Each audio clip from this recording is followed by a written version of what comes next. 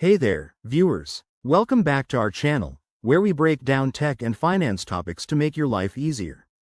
Today, we're tackling how to transfer money from PayPal to a Korean bank account in 2025. If you're an expat, a freelancer, or just someone dealing with international payments, this step-by-step guide will help you get your funds where they need to go quickly and securely. Let's dive right in. First off, why would you need to do this?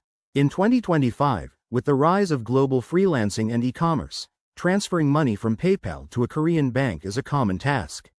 But don't worry, it's simpler than it sounds. Before we start, make sure you have a verified PayPal account and a Korean bank account that's enabled for international transactions.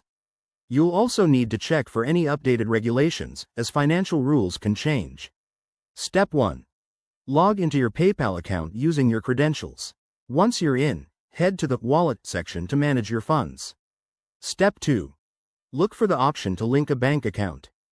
PayPal might prompt you to add your Korean bank details.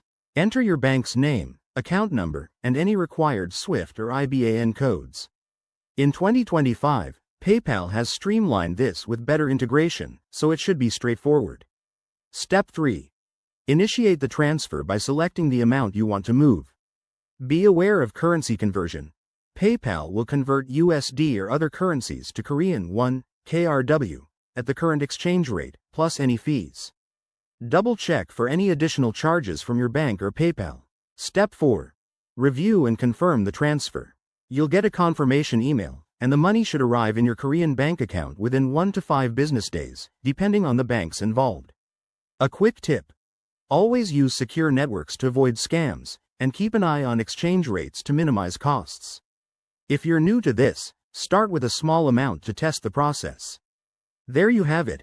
That's how you transfer money from PayPal to your Korean bank account in 2025. If you found this helpful, give it a thumbs up and subscribe for more finance tips. Drop your questions in the comments below, and we'll see you in the next video. Thanks for watching.